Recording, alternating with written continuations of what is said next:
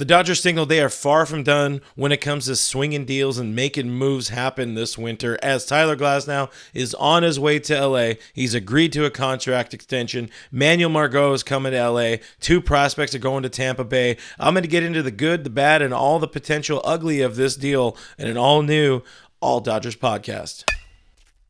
First, I am Clint Pasillas. You can find me as Real FRG on the social media things. Links are in the description. I am a longtime baseball writer and sports editor who covered the Dodgers for 6 seasons for DodgersNation.com and later SportsIllustrated.com. And now I'm thrilled to be here talking Dodgers and baseball with you guys on my own platform. Consider giving this video a thumbs up. It really helps out the channel, and it really helps me out mentally if you hit that subscribe button and the notification bell and all that kind of stuff. So let's get into this first. I will note, voice is a little hoarse today. I was screaming a little bit last night in excitement. It is what it is, but we will power through this together. So Tyler Glasnow deal appears to be done just minutes after the Dodgers wrap up the Shohei Ohtani introductory press conference at Dodger Stadium. The word comes down, hey, a deal is done contingent on that contract extension. Outfielder Manuel Margot is coming to LA with highly regarded prospects Ryan Pepiot, a friend of ours, and Johnny DeLuca going to the Rays. So first, the good. The Dodgers get one of the arms they really wanted. The team entered the offseason with a few glaring voids in the starting rotation, and you expected them to be super active on the trade market to address those issues. So now at least one part of it has been shored up, and it looks to be for the long haul. Glasnow has reportedly agreed to a nice extension, a 5-year, $135 million contract, according to Jeff Passan.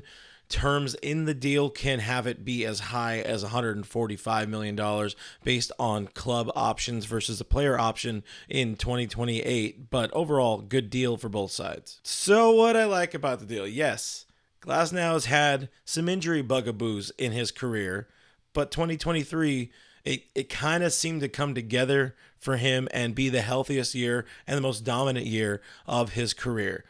Career high in starts with 21, career high in innings with 120, and hey, a career high in wins with 10. And we know, if you guys know me, I love my pitchers' wins because it means something still. It means something in this day and age. So the power of positive drinking with this deal, or with Glasnow now being a Dodger or set to be a Dodger for the next 5 years.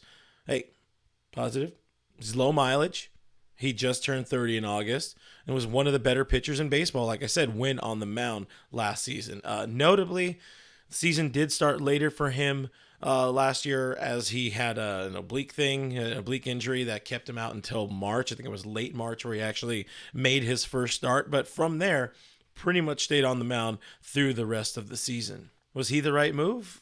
If the Dodgers were looking to trade for a pitcher with one season of team control left, notably, again, those were the guys. It was Glasnow, Dylan Cease, Corbin Burns. Those are all names we've heard a lot over the last few months and really the last year or so. If those were the guys that were available, trading for the one that was open to a contract extension is probably the smartest play, especially if you're going to be trading away somebody like Ryan Pepiot, who has a number of years of team control left. So getting this move done was important because, yeah, the Dodgers need rotation help now, but they also need it for the next few seasons.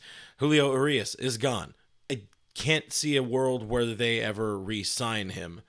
Maybe you don't see a world where he's pitching again in Major League Baseball. We'll leave that to baseball to figure out. Clayton Kershaw, yeah, he's a free agent. He's also on the very wrong side of his career now, coming off of a significant surgery, so he's not somebody you can count on. Also, Walker Buehler is a free agent after next season.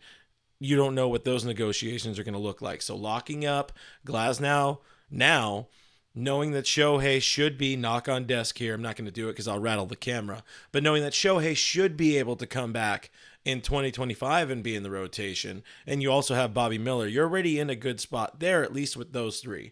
Plus, if you sign Yoshinobu Yamamoto, and Emmett Sheehan proves out to be much better in his second season, you're feeling a lot better about yourself heading into 2025. But we worry about 2024 right now. Okay, the bad. And yeah, a lot of this video might be a lot like my last Glasnow video, but now it became official and there are other parts about it to consider, and I've had more time to stew on it. So the bad is going to sound a lot like the bad I sort of had in the last video on this, but I'm just not that high on Manuel Margot. Like I said, he's no Randy Arozarena, but admittedly, I saw some of the comments. Yeah, the Dodgers can't just go and pick and choose every little superstar they want. That's really not fair for baseball, but we of course would love that to happen as Dodger fans. I have worked to try to talk myself into Manuel Margot, just kind of step back, looking at the bigger picture when it comes to the roster as it stands right now, when it comes to the lineup as it's constructed heading into 2024 right now. Of course, there's still a lot of offseason left. Margot, is kind of a perfect platoon option for Jason Hayward, which is something I did mention then, but he could also back up James Outman in center field if things go wrong there in his second year. Notably, Margot, career 760 OPS versus left-handed pitching in his career, to say it again. So that is a solid bat. He's not a big on-base guy, so that's mostly just hitting and power, which is good. Doesn't need a walk. Just need people to get the job done, and he's not expected to bat very high in the lineup when he's in the lineup. So you're adding length, you're adding depth, and we know the plan is to platoon Jason Hayward, so it works in that regard.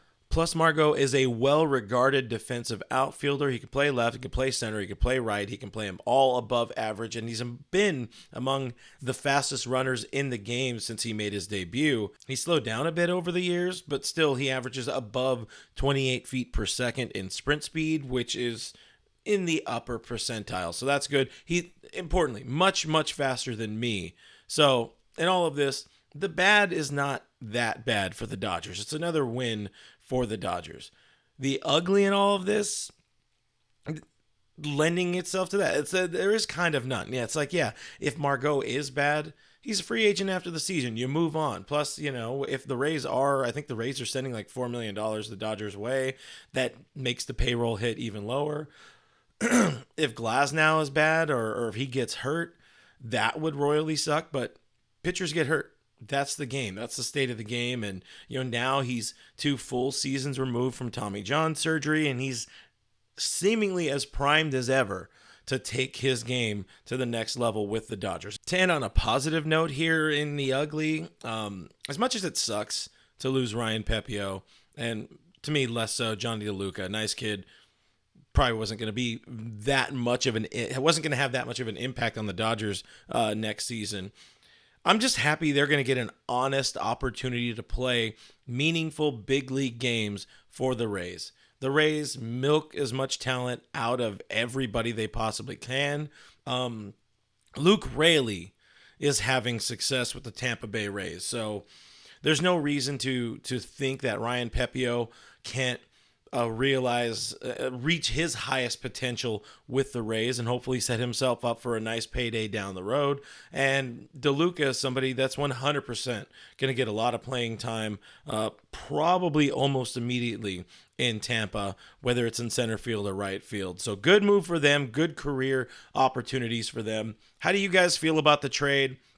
Do you think the Dodgers are done on the trade market? We know they're not done in free agency, but could they, on the trade side of things, maybe they do move Margot in a deal for somebody else somewhere down the way? I just want to hear your guys' thoughts in the comments below. I'm going to do my best to answer everybody, unless it gets really crazy and I get too busy. But I appreciate the support. I do appreciate the comments, the likes. Please give this video a thumbs up. Give a thumbs up for my raspy voice. Hopefully we'll be back to normal by the next video, where I hope to be talking about all of the free agent and hot stove stuff going on, because haven't talked about Josh Hader. I haven't talked about Blake Snell. We've talked about Yamamoto, but I want to talk more about what's going on in free agency and players that could hopefully help the Dodgers if they're going balls to the wall when it comes to the payroll. Again, thank you for watching. Thank you for the support. If you haven't already, do the like I said. Please hit that subscribe button. Let's get this channel to 158 billion subscribers, or maybe just a few more if you guys are watching along the way. I'm Real FRJ, Real FRG on all the social media things. Those links are in the description, and I'll see you on the next one.